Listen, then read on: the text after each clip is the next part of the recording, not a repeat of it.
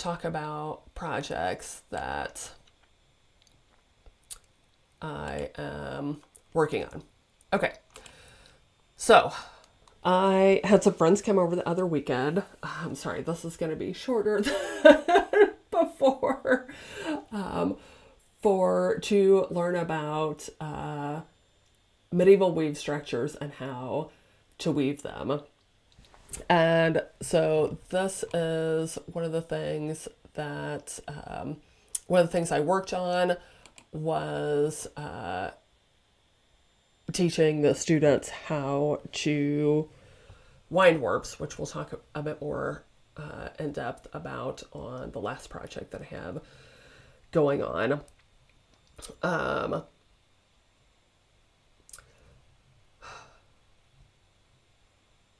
So in that course, the basic, thank you all for understanding.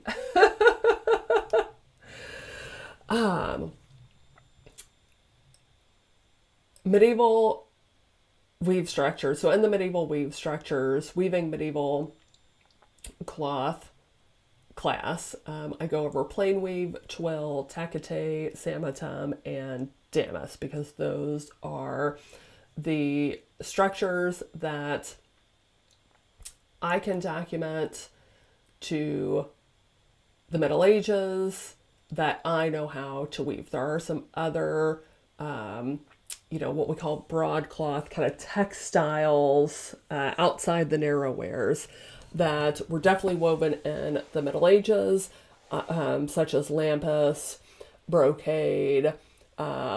I do know how to weave velvet. I've not, because it's not really, I haven't documented velvet for my particular persona, which is 7th century Persian. I have kind of woven it just to do it, but I'm not super proficient at it. If someone wanted to learn how to weave velvet, I could help them do that and work on that with them. And if that is something that is of interest to the Patreon community, I would be more than happy to record that class as part of our Patreon content. So if that's something that you're interested in, please do let me know. I'm here and open to whatever you all would like to learn. I want this content to be useful and relevant to you. So anytime you want more of something, just comment on our Patreon posts or pop in our Weevolution private Patreon group and, say, hey, this sounds really amazing, or hey, this is where I'm at in my weaving journey. Here are questions that I have. My time filming these videos is for you and to help you, so I'm more than happy to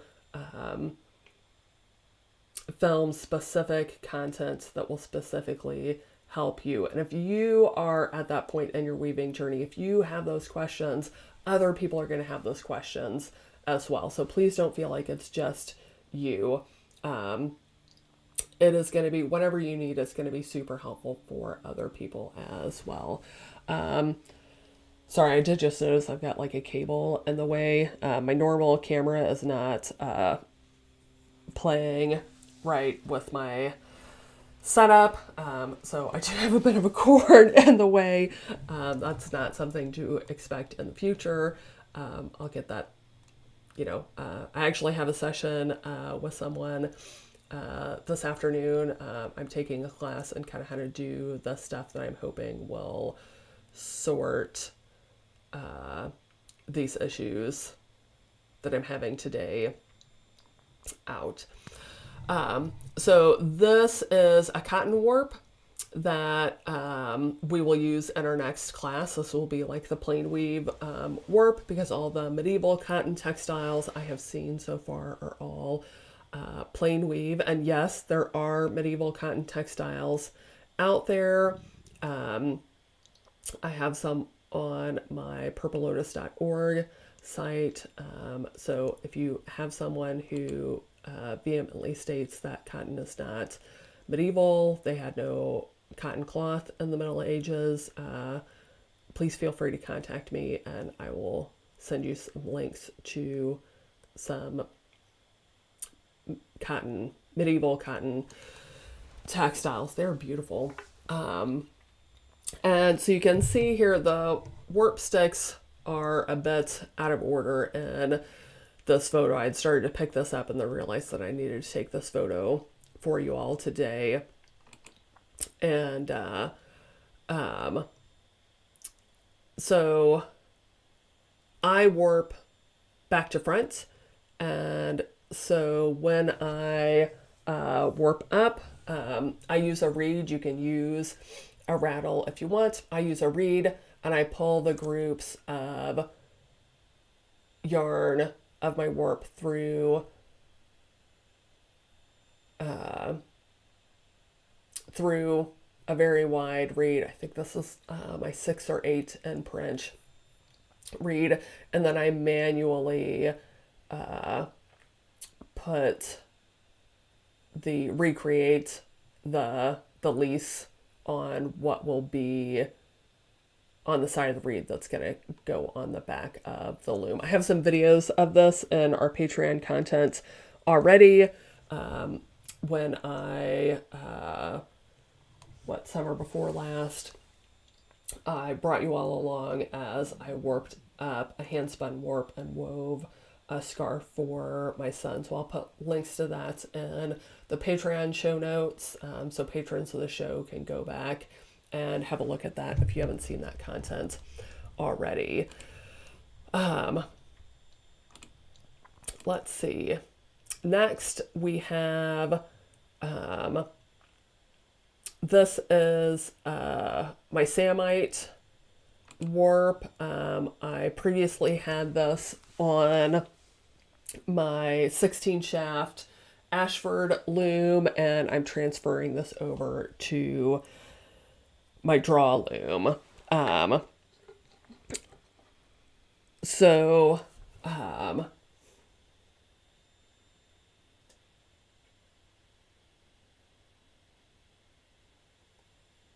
transferring this to the draw loom to get a more medieval experience in weaving the rest of this warp. Although there is debate about whether Samatum was actually woven on draw looms or if it was still woven on the upright looms, where you just have heddle rods that you're picking up. And, because we don't have any definitive evidence, we haven't found like Samatum weaving in process on a loom for us to know exactly which loom they wove it on. It is, because your warp yarns are going through, they're only on a pattern shaft or a binding shaft. It is possible that these were woven on one type of loom or the other, or both. I don't know. We don't know. And so I feel like the best way to make that determination is to try it on my draw loom and see how it works on the draw loom, so I can have some more information to form my own opinion. So this is a very interesting right now, but I had this beautiful conversation with you earlier when my mic was off about the difference between what the term harness and shaft in weaving vocabulary actually mean. And I'm just going to really quickly recap that because this is getting really long for me. The term shaft actually refers to a single shaft that is holding one set of petals, right? So oftentimes, I think one of the most common looms is probably a 4-shaft loom. So you have 4 shafts that you can individually control, or you can tie to your treadles in different ways. Most weavers, I think basically anyone who doesn't own a draw loom, uses that term interchangeably with the term harness, although technically the term harness refers to that group of shafts that is serving a particular function in the weaving. Okay. And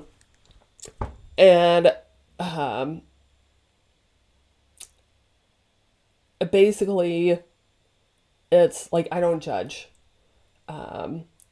modern weavers who use the terms interchangeably. I think it's completely understandable that those terms have become interchangeable because most people don't own draw looms or double harness looms, right? Most of us have one harness, one group of shafts that's all serving the same purpose.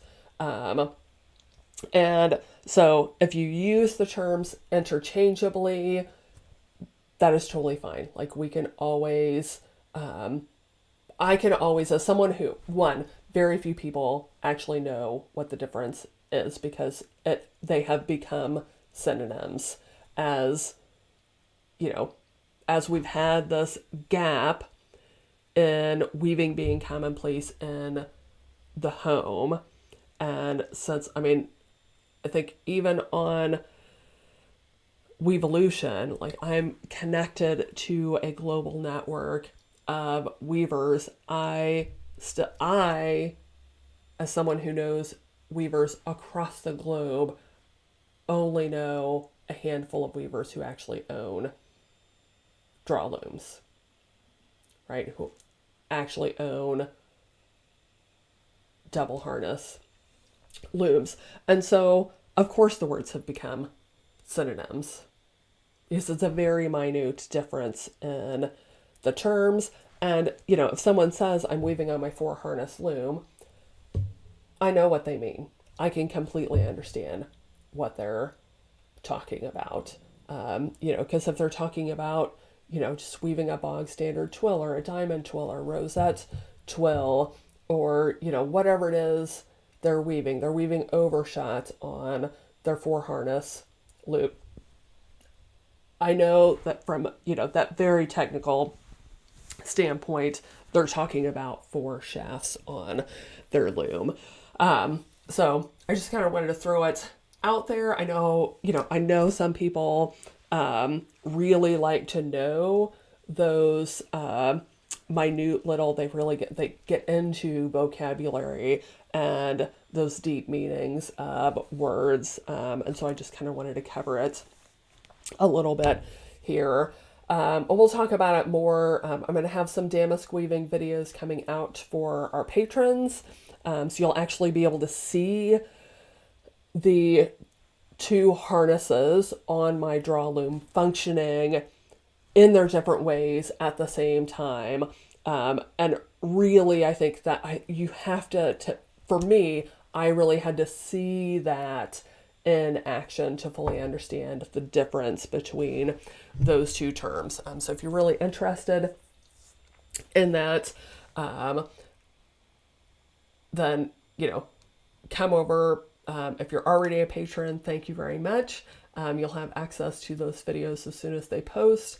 If you're not a patron, you can come on over for, a few dollars a month. You get access to a lot of this content. And we can be found on patreon.com/Weevolution if you would like to financially support the Weevolution community. If you would like to get access to some of this additional content that I provide for patrons over there. If you'd like to be able to make requests of, videos you would like to see me make, that's the place to do it. So yeah, so this is in the process of going on the loom. I took it off my Ashford loom and I've beamed it back on to the draw loom, and I'm ready to start threading the heddles on this on my draw loom.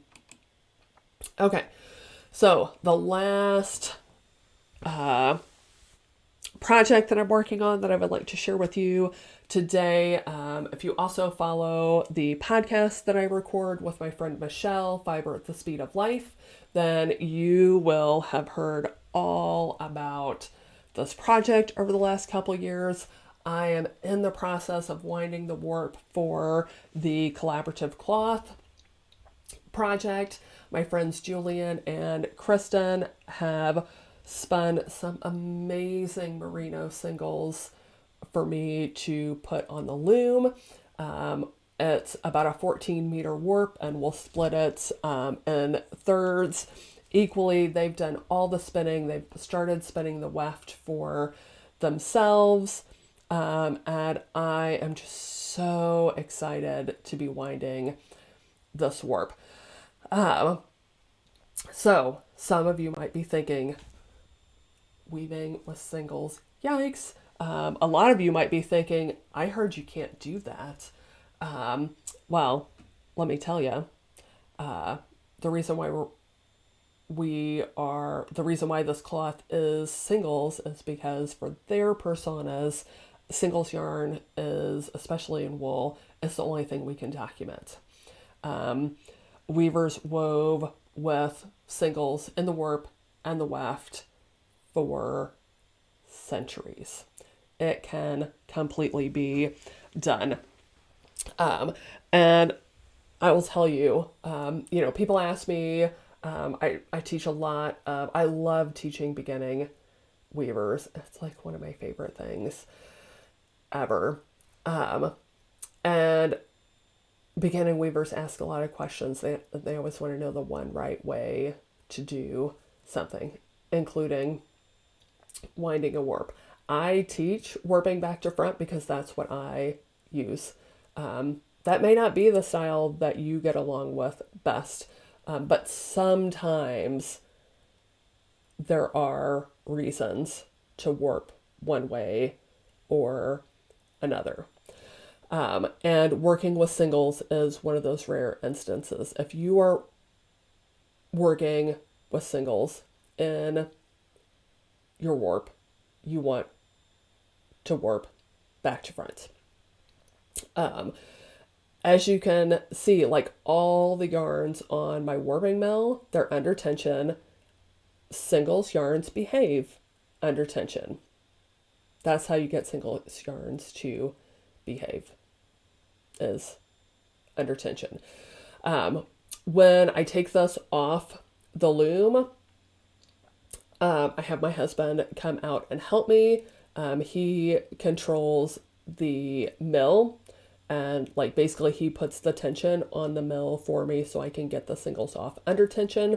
I use what Peggy Osterkamp refers to as kite sticks, which is basically a stick that I can wrap the warp around, and it gets wrapped around the stick under tension and therefore stays under tension until it goes onto the back beam. It goes onto the back beam under tension, therefore behaves while it's going on the loom, and is set, once your warp is on your back beam, it stays exactly where it is until you advance the loom. And so I've woven samples with these singles. Julian and Kristen have both spun some beautiful singles for me to work with, and I'm just so excited. Patrons of our Weevolution patrons, I will record some videos of me winding this warp and us taking it off the warping mill so you can see exactly what I am talking about. And those links will go in our Patreon show notes as well. If you're not a patron, you will get show notes on YouTube and it will have all the same information. The only thing that it won't have is the links to the private content, that's the content that is Patreon only. Okay. Awesome. Okay. I am going to change. So I belong to the Woolen Spinning Patreon community, and there are a lot of folks over there that are getting into weaving, and so they've had a lot of questions about weaving, and one of the things that came up recently was weaving 4-shaft weave structures on a rigid heddle loom. So I am going to do I'm going to show you how to set that up. Fortunately, I had a warp that I was working with a student. They were working on warping up this rigid heddle loom.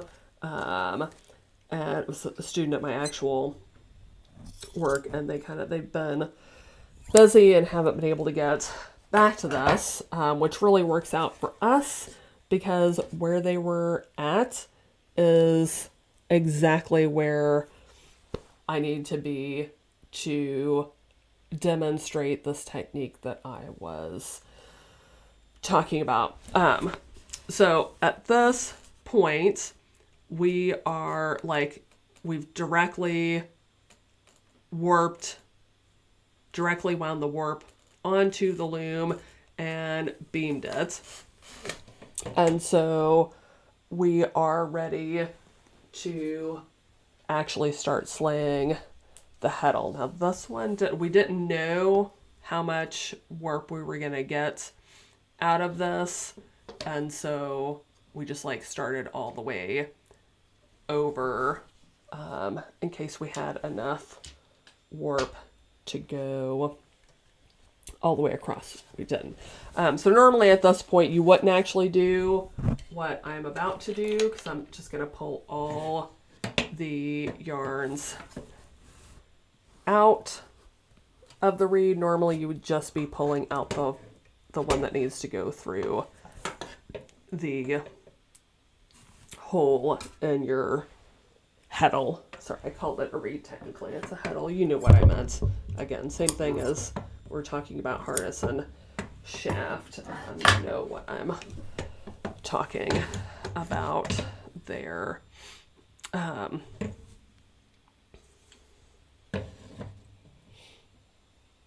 Okay. This is a Shacked Cricket rigid heddle loom. Great little loom. It's got some handy features. You can't quite see. It's got these lovely little clamps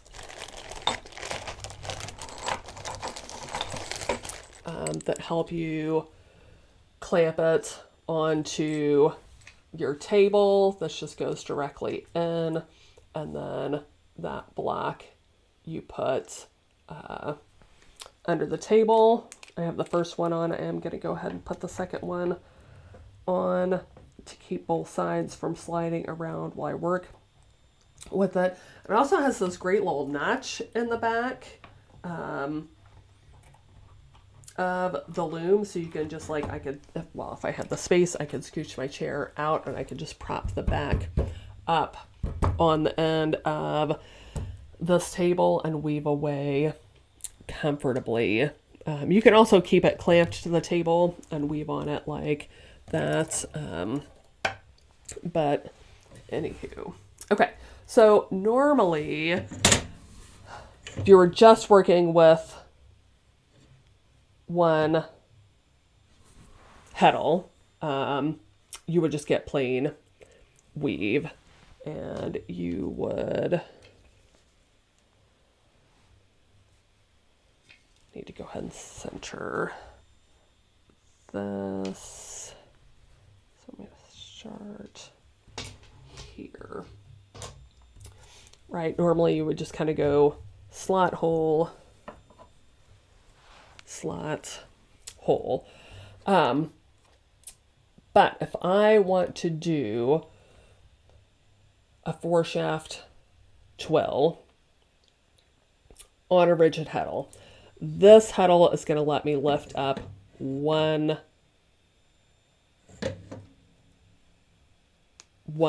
series of warps at a time, right? So what I actually am going to do is I'm going to put 3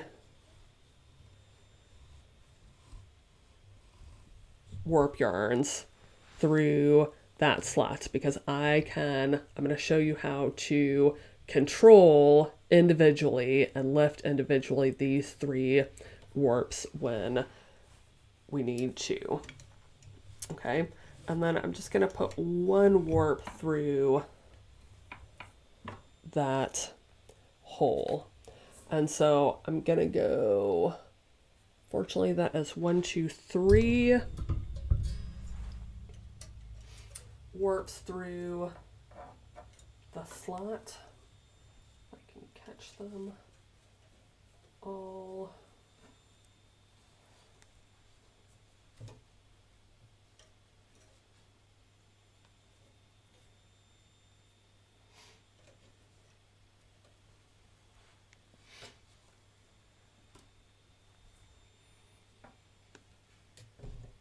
And then 1 through this hole. I'm going to do a few more to kind of give me enough to somewhat make this steady. I'm not going to do all of these for this demonstration. Just going to do a few here. I think that's 3. 1. So essentially your heddle becomes 1 shaft, and you are going to use, I'm going to show you how to use heddle rods to make your other 3 shafts.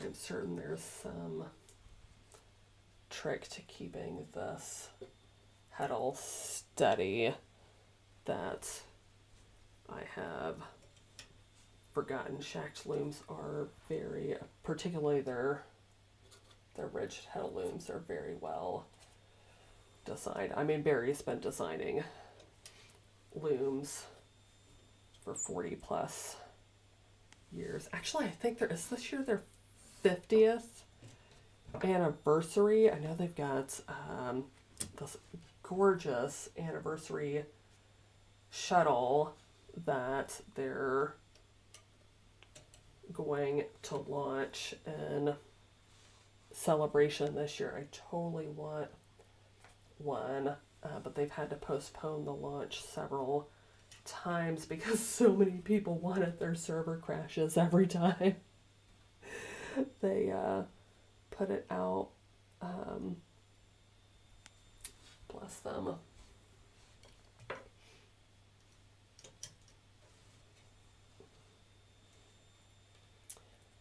Okay.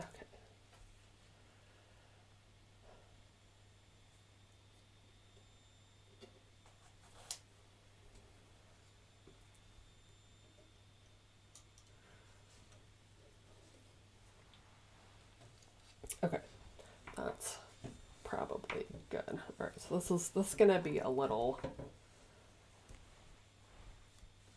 wonky. Oh, yeah, that's what I forgot about. That's where the heddle needs to be. That's the nice stable spot. I knew there was a spot. I could do this. All right, so obviously normally you would do that all the way across for your entire warp. And normally I lash on, but I'm just gonna go ahead and tie this directly onto the cloth rod here, which because there's tension on one side and not the other, that is going to make it a little wonky. That wonkiness is caused by the way I'm doing this knot a design fault in the loom. I just want to be clear about that. Okay. All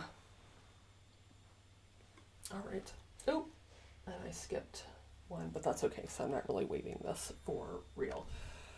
Okay, so a couple things you could do at this point. You are going to need 3 dowels, or in this case, because this is something that I just don't do regularly, I'm just going to use like 3 small packing sticks that are not currently on a loom. Okay.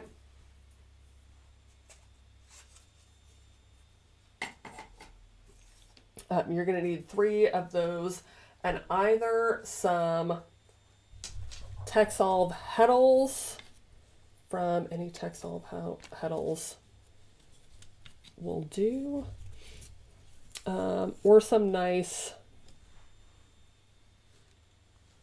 strong, these are Texsolve heddles, or some nice strong yarn. So I'm just going to use a length of this warp that's spare to show you if you just have string around, which I think most people probably do, because if you have Texsolve heddles, you most likely have a shaft loom and you would not need to do this. So I am going to kind of scooch that out of the way, and this is going to be, so you can see, like, one of the advantages of popping that to the front is that all my warp yarns that are going through the slots on the heddle are down. So they are down and out of the way, which is perfect because they don't need this treatment. Okay, so I'm going to pick one of the warps that's through a slot and therefore can move up and down independently. And I am going to put my yarn underneath the yarn that I'm going to use to, as basically I'm making a string heddle here that's going to be attached to what we call a heddle rod. Okay, just going to put that string under, and I'm just going to tie a knot here. Okay, so now that our pattern string heddle is connected to our warp yarn behind the heddle. Okay, now another thing you can do is you can cut yarns all the same length, and you can tie a knot in them so they will be all the same length. If you were going to do this, I would make a jig because it is going to be pretty important for these to be the same length.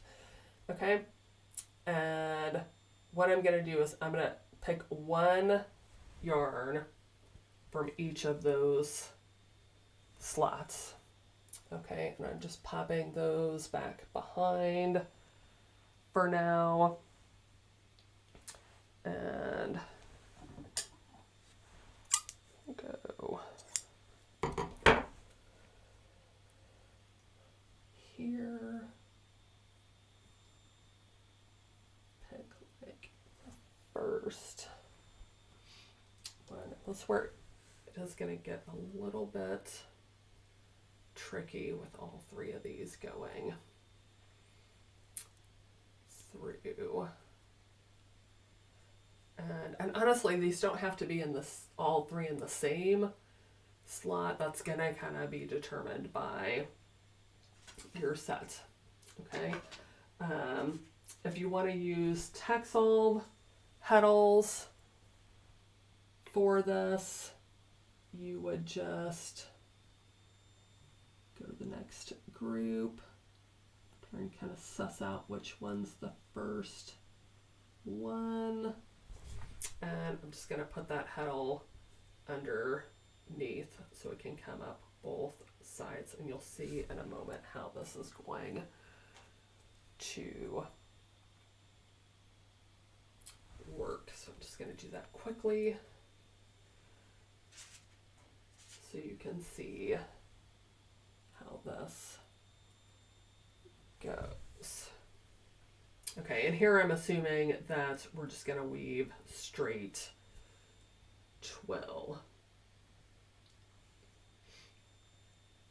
And I would absolutely do this as straight twill first and determine whether or not you feel like this is something you want to continue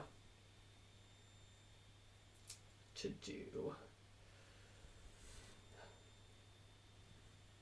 Okay. Okay. So let's see, that one's tied directly on. So back to the one where we already made the loop into a string. We're going to do the same thing with that as we've done with the rigid heddles. Basically, I'm gathering up both loops.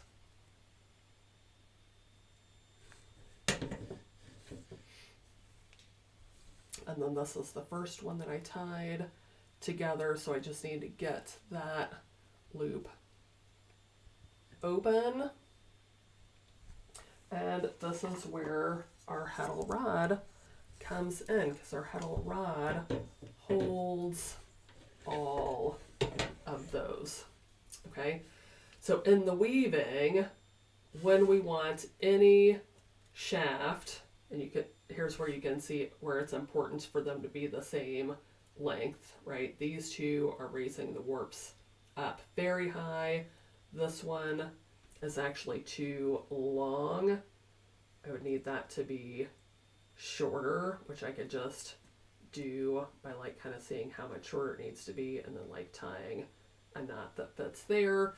Or because my textile petals are all the same length, they're all lifting the same amount. So if I didn't have these shorter ones on, I would be able to lift that up so I could get my shaft whatever height I needed it to be.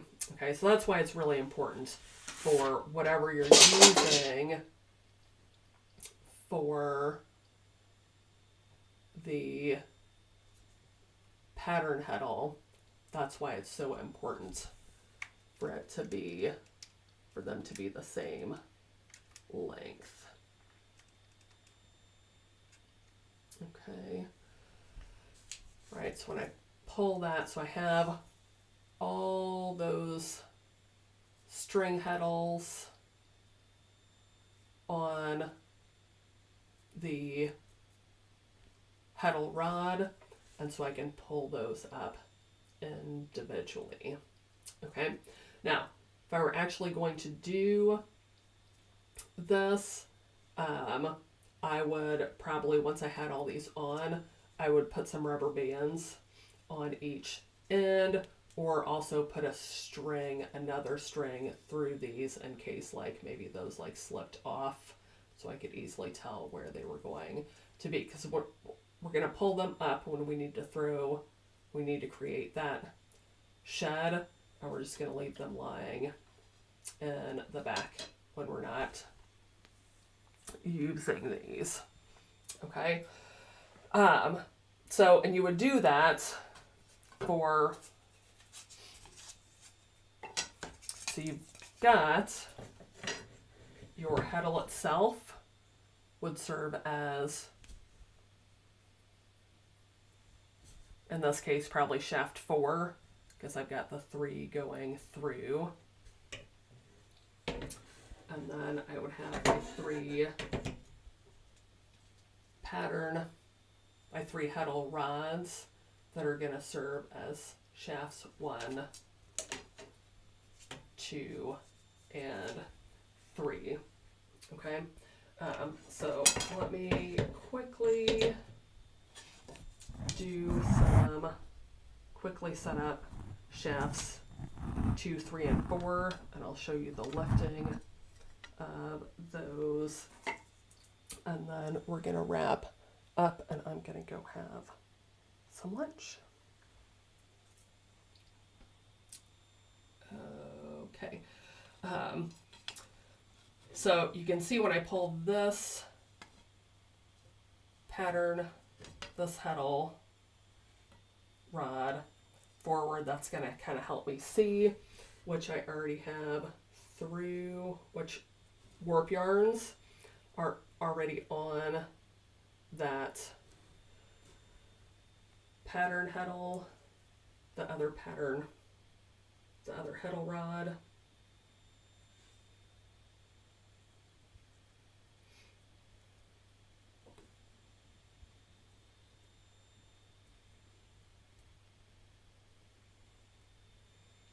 And as I put these Texsolve heddles underneath,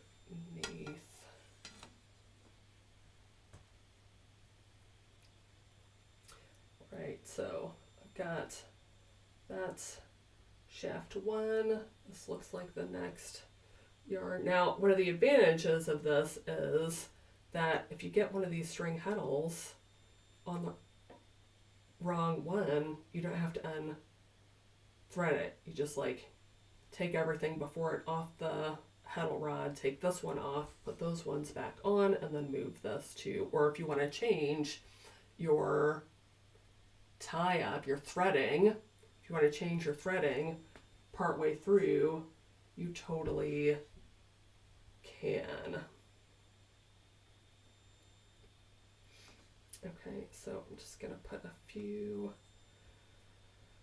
of these on.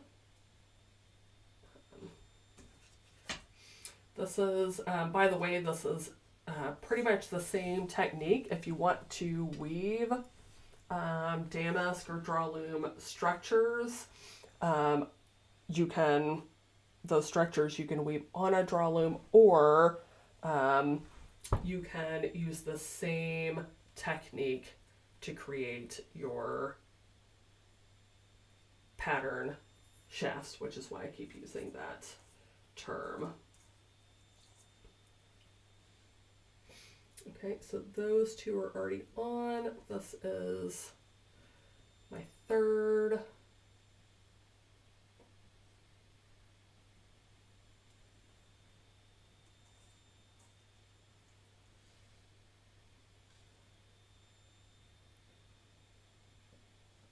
Is my third.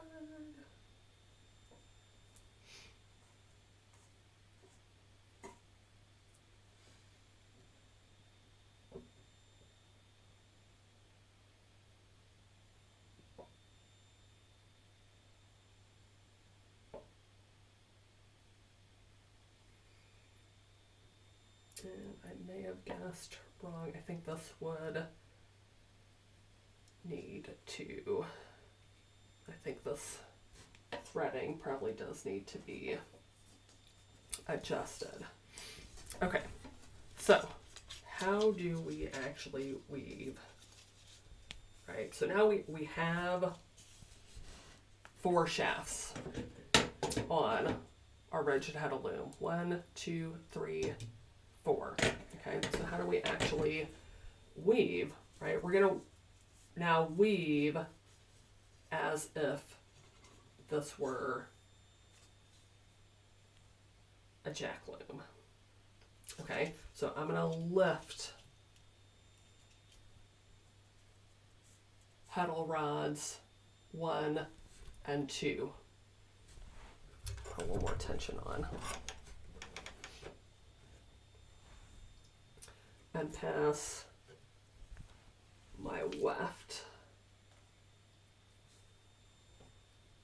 Just gonna get a little replacement weft. We're not gonna see this really well since I'm using the exact same color. My apologies. This is something fairly impromptu because, like I said, it came up on the woolen spinning community. Okay, and then if I were weaving a twill, then I would want 2 and 3. So I'm going to lift those, and again, this is far more precarious than it would be if I had this centered and if I had this threaded all the way across. Oh wait.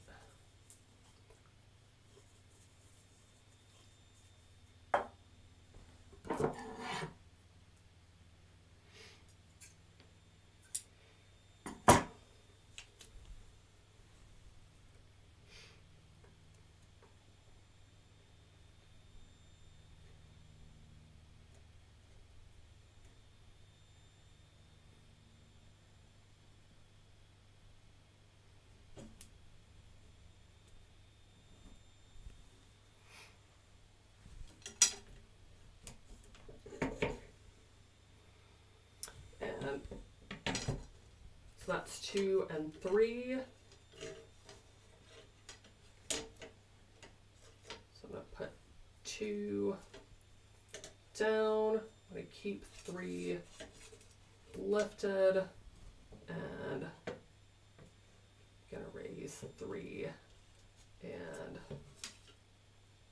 4, which is going to be a little interesting.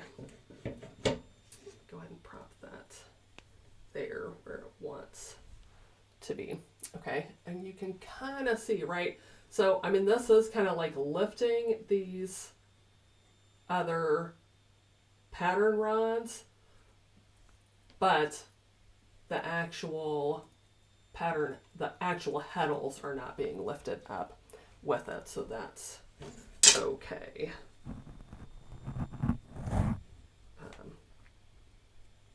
And again, this really is not as precarious. Do try it for yourself with a full setup. It is not nearly as precarious as the slightly wonky setting is making it appear. Now, the important part is that you need your heddle to be in neutral position, and notice we're never pushing it down, right? So just like a jack loom, we're always just lifting everything. And actually I still need that because I want 4 and 1 for my next shed. 4 and 1 are the 2 shafts that I want to lift now. Okay.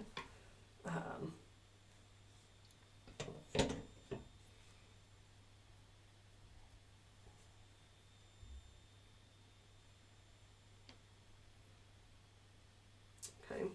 Now I don't have a great match with the warp and the weft, so I kind of need, and you can see here, like, I don't have that one tied in, so I can start having a look at this and assessing how well I did with my tie up. There's something going on there. Okay. Now, why can't you do this with, yes, you can do something similar with 2 heddles, but when you're using 2 rigid heddles, you only put 2 yarns in each slot and then 1 in a hole, right? And both heddles are warped that way, but you have in your back heddle, you have your yarn that's going through your hole, and your first heddle is going through a slot, and one of the yarns that's going through the slot here is going through that hole. So those 2 allow you to lift to create 2 shafts, and then pushing them both down allows all the, so then you're also, so you've got 1 warp thread that is going through a slot in the back heddle, a hole in the front heddle. 1 warp yarn that is going through the hole in the back heddle and a slot in the front heddle. And then 1 warp yarn that is going through slots on both. Okay, so when you raise heddle, the front heddle, all the warps that are going through those holes are raised up and everything else is down. You can raise heddle 2 and all of the yarns that are in the hole there are raised up, and you get the 3rd yarn up by lowering both, or if you need them both, you need that raised with the other 2, then you have a pattern like you just put a stick like this under each of those and pop it up on its edge. So with 2 heddles, you only get 3 shafts. Okay, you can do you can do 4 shafts with 3 heddles. But keep in mind that each heddle you add only gives you 1 additional shaft. Okay, I really hope that helps. There's actually quite a bit to this. There's a whole discussion. We had a multiple heddle weave along on Weavolution a number of years ago. I will link to that in the show notes, both on YouTube and in the Patreon show notes. I really hope that was helpful. If you have any questions, please do send them to me. The best way to get a hold of me is probably through Weavolution. Patrons, you have multiple options there. You can do it in our patron only Weavolution group. You can post questions on this video. People are welcome to comment with questions on this video on YouTube. I'm not in the habit of watching for comments on YouTube, but that is a habit I will definitely be building. So please do that. If you're a woolen spinning patron and you want to reach out to me in the weaving channel there, that's fine as well. Obviously, I have a lot of different media that I'm trying to keep up with. So please do tag me if you pop that in the woolen spinning Slack channel. Do tag me because that gives me better alerts and I'm more likely to see it that way. So thank you all so much for watching this video. You all, by the time, if you're watching this on YouTube, this will have been edited. If you are a patron and you came and watched it, the edited version will be replacing this live stream soon.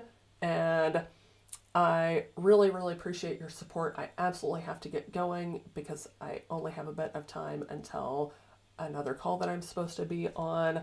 And this has been amazing. I look forward to doing these more frequently.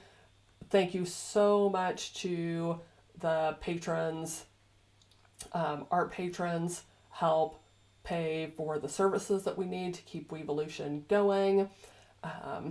And I really appreciate your support in that way. I love being able to come here and interact with you through some different channels and provide information to you in different ways. It really helps fill my cup. Thank you so much for your time and happy weaving.